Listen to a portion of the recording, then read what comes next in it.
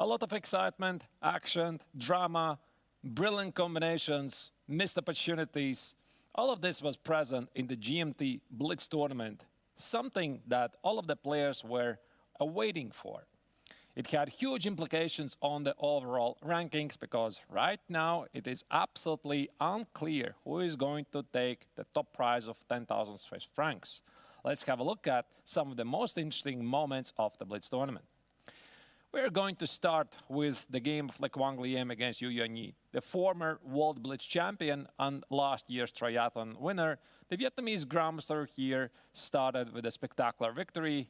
It seems that it's not very clear who is playing for the win. White is trying to advance, Black is trying to advance, but here Le Quang Liem found a nice combination. Queen c7 check, King g6, and just take on f4. After g takes on f4, the point is King e2, h3, king f2. The white king is in the square, keeps this pawn, while the black king cannot do the same with the pawn on a5. Le Quang Liem started the tournament strongly. He had 3 points out of 3, then clearly leading the tournament with 5.5 out of 7. But then at some point he lost momentum, allowing other players to take over the lead. Arjunari Gaisi was arguably the best player of the Blitz section overall, and we are going to have a look at more of his games. This is one of his early games against David Navarra, so here, at least according to engines, White is having a huge advantage, but to be honest, even after a couple of moves, Queen g4, knight f5, it's not very clear who is playing for the win. As you can see, it's time scramble for both players. Black is threatening knight g3, there's a very annoying pressure on the king on g1, so here the young Indian player played rook f3, pinning the knight. This cost him a piece after knight x on g3. He was pretty precise by playing bishop f5, knight f5, queen g5, trying to deliver a checkmate against a black king.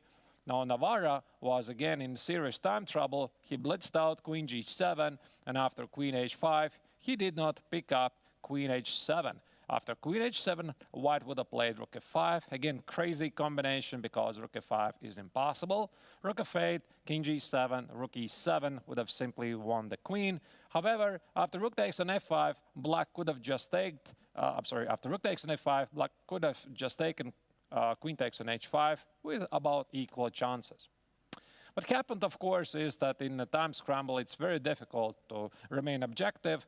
Navarra blundered knight h6, and after rook f8, rook e8, Gaisi scored a very early but important victory. Obviously, a lot of games proceeded in the time scramble, and it was very difficult to spot all kinds of tactical tricks, but sometimes players were also hallucinating things, right? So this is unfortunately what happened with Vincent Keimer, the overall leader before the Blitz tournament, and things started to go really wrong for the young German early on, because here Keimer had completely winning position. He's dominating position here. He has a strong attack. The White's bishop on g1 is not really working, and Black could have continued the game with a rather spectacular shot. Bishop takes an f2, king takes an f2, and rook h2 check. So if White accepts this, queen takes on h2, followed by, let's say, king e3, rook takes on g3, Black in the end either collects the rook or delivers a mate. It was, of course, very difficult to find this on seconds. However, what Vincent did was unbelievable. Hallucination, rook takes on g3, clearly hinting for f takes on g3, queen g1. But what he missed is rook takes on g3, the white rook stands on b3, effectively ending the game. Unfortunately, there are more examples like this, but once again, it just shows how difficult it is not to blunder things and keep things focused until the last seconds, because again, when you're playing the last 5 seconds, all kinds of things happen. The same happened in the game of Daniel Bogdandiak against Yu Yanyi.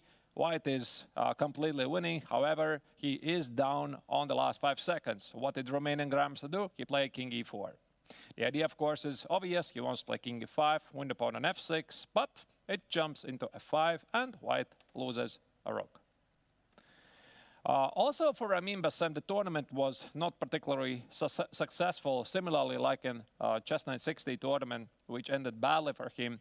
Somehow, Amin was unable to find his space in the tournament, and clearly some of the early blunders set the tone for his tournament. Here, white all needed to do is just to play knight c5. He had 48 seconds on the clock. Black was in time trouble. Knight c5, immortal knight, never disappearing from the board. The pawn on h7 is a weakness, and the white should be able to win the game easily. Now, something again crazy happened here. He took on h7, clearly thinking about to win the pawn. And to his horror, he realized that after queen c4, he can't do nothing because the queen is overloaded. If white takes on c4, d takes on c4, discovered check, white simply loses a rook for nothing from a completely winning position. So he had to give up the rook away. Rook takes on h7. Now the knight goes on c5. And this allowed the young Indian to show that he's also capable to spot beautiful combinations within seconds. Rook h1, brilliant shot. The point is king h1, queen f1 check, king h2, rook h8 checkmate. So it didn't happen. After rook h1, knight d3, rook h8, and now extra rook, of course, is important, and black is also having a killing attack. The Egyptian grandmaster had to resign. A lot of games, of course, obviously didn't feature these blunders, but they were unfortunately sometimes there. But what we saw were often these crazy turnarounds when one player is winning, then the other player is winning, then it's equal, then again there's a blunder.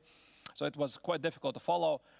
Here, the last year's triathlon winner, Kwang Liem, made a terrible mistake. He should have played g6 and simply have a much better position because the rook on h5 is doing nothing. He has a beautiful bishop on c7. Think about bishop 4 or knight 4 ideas. The white knight on h2 is doing not anything. Yet, he played h6, a big mistake, simply weakening for nothing the long diagonal. Here, the Egyptian grandmaster played, of course, queen d3, and now the Vietnamese grandmaster realized what he's done.